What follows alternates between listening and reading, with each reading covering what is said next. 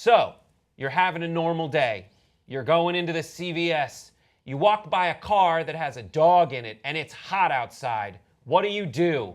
Well, Jerry Brown has given you another option. Take a look at this report from ABC 10. It's something you never want to see, but it does still happen. A dog inside a hot car. The question is, what do you do? What is your moral obligation?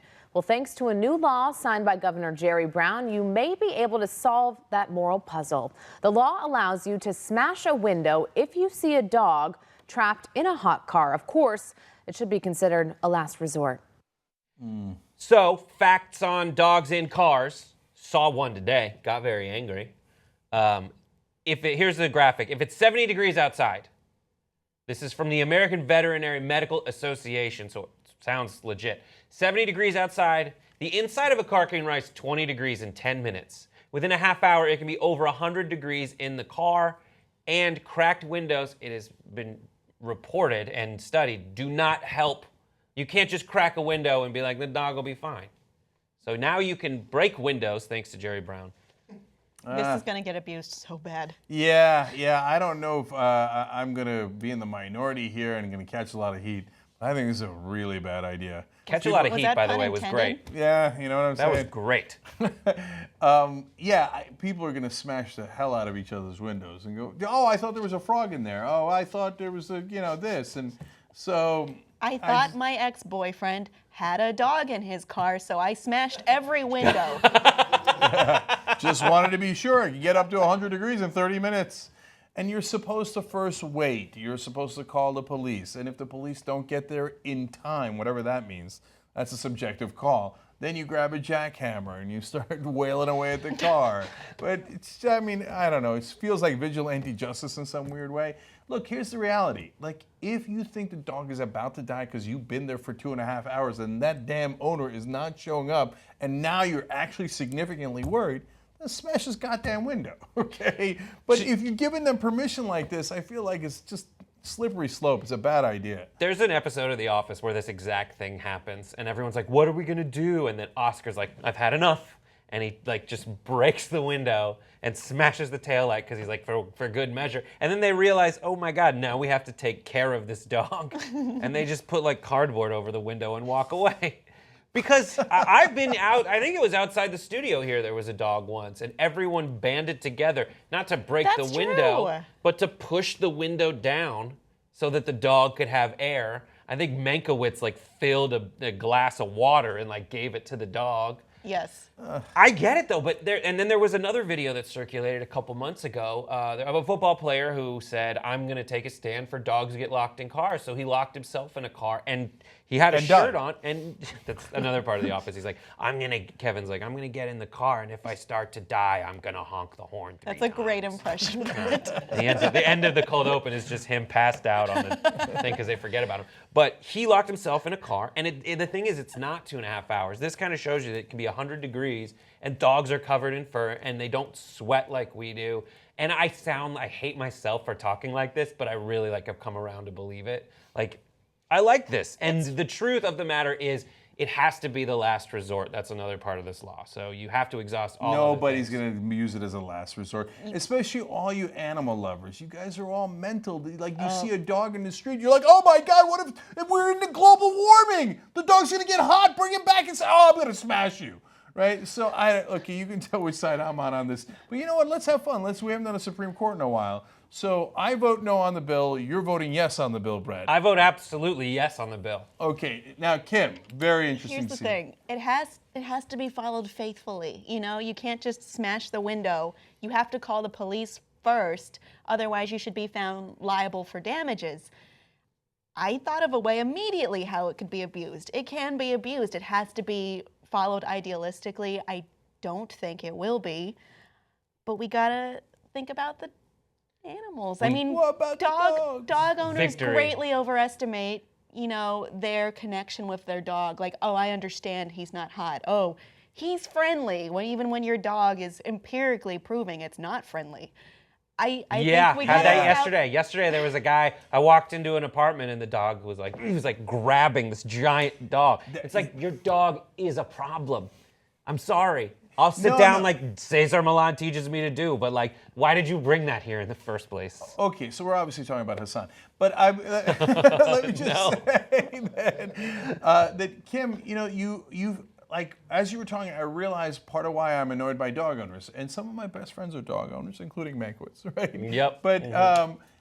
But like they're always like their dog is the most precious thing in the world. First of all, it's not human. Sorry, it's just not.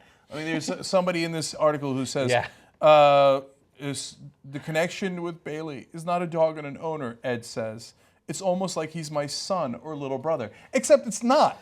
He's not your son. He's not your little brother. He's a dog. And I love that you love him. That's a good connection. I want you to have that connection. But then they also get like, oh, no. He like this giant, like frothing at the mouth pit bull. And they're like, he's never bitten anyone yet.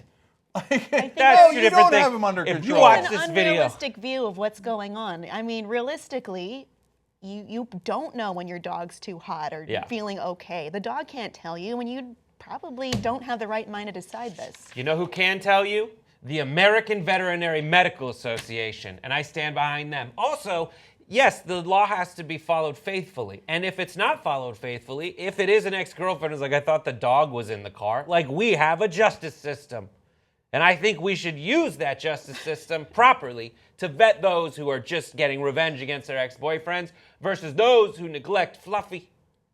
Leave him for to die like that woman did today while she was sunbathing and her husband was surfing, and they rolled down the windows and their Australian Shepherd sat in the car and was just like literally slowly dying. Brett, what are you talking about? That's what happened today. I'm just going through my day. I saw a woman. See, you guys are also like I saw a video somebody sent me. This happened in Beverly Hills. Somebody leaves their dog in the car for like 2.5 minutes, right? They went to go grab the food and come back because they didn't want to leave the dog. They probably like the dog. That's why they have the dog, and they didn't want to leave the dog behind and back at home.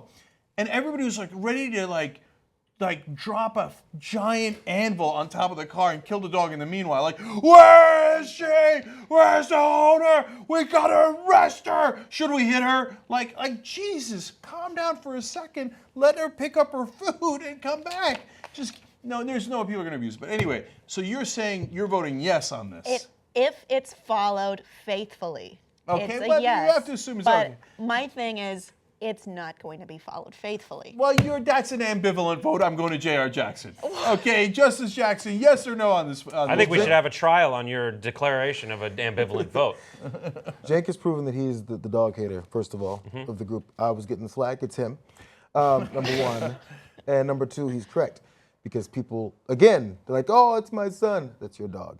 Oh, little foo-foo, it's my daughter. No, that's your dog. But so it's going to cause offshoot problems. Because as you say, if in LA especially, this is California law, but I'm thinking just specifically LA. I mean, if you rub up against someone's car wrong with your shoe, it's like, oh, get away with my car. If you break someone's window and there's someone nearby, a human is going to die, not the dog. That's a good point. People are going to pull out guns, knives, or just beat you into the concrete.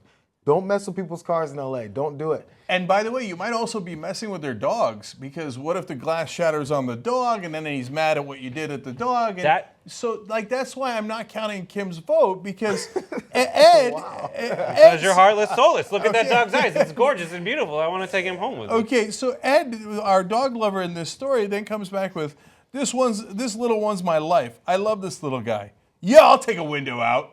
He's dying to take a window out. So Kim, they're not going to follow Ed? faithfully. Ed in that video is like he's like this happy, nice deer. He tears up. He's this giant and tall. Well, he might just look giant because his dog's like this big, and he's got a little mustache. You mean his son? His son is like, or his little brother has a little mustache, and you just want to do it. Who you should be poking fun at is the other woman in the video, who's got like a giant poodle with pink hair. Like, that's the one we should be going after in all this. Oh, but is it natural? I still think, like, all the stuff you're saying that's secondary to this, we should address that stuff. I think because it's so important not to be so cruel to animals as to let them die. And if someone follows this law wrong, then they should face punishment for that. Yeah. But I think at the heart of your arguments is still let the dog die because pet owners are annoying. Well, no, I'm sorry. That's not America. I do think you're judging the irritating, insufferable people over the welfare of the animals. Yeah. These people don't matter. The animals matter. Yeah. Look, here's the Uyghur law, okay? If you're actually sat by the car for over half an hour and they didn't come back, I was going to go with 2.5 hours, but I'm a reasonable man who believes in science. So if the American Veterinary Medical Association says half an hour, fine, I'll go with half an hour. Then yes, I'll let you smash their window. And I'll pull a Trump. And then I'll pay your legal bills. So I'll pay your legal. No, I won't. I won't pay any legal bills. But okay.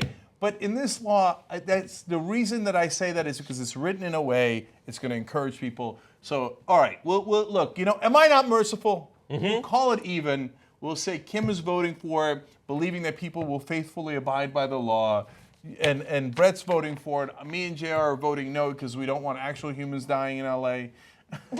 So you guys break the tie. We'll go to our poll, okay? Go to our app, the TYT app. Vote on yes or no on this bill. And but whether we like it or not, it is law in California, and watch out for your windows. There's so much more Young Turks content if you're a member of TYT. Old School, Aggressive Progressives, those are all new shows. You get Postgame where we talk about our personal lives a little bit more. And then you've got live interviews. It's all ad-free, plus you get the whole 2-hour show. I know what you're thinking. This is huge. And it kind of is. TYTnetwork.com/join to become a member today.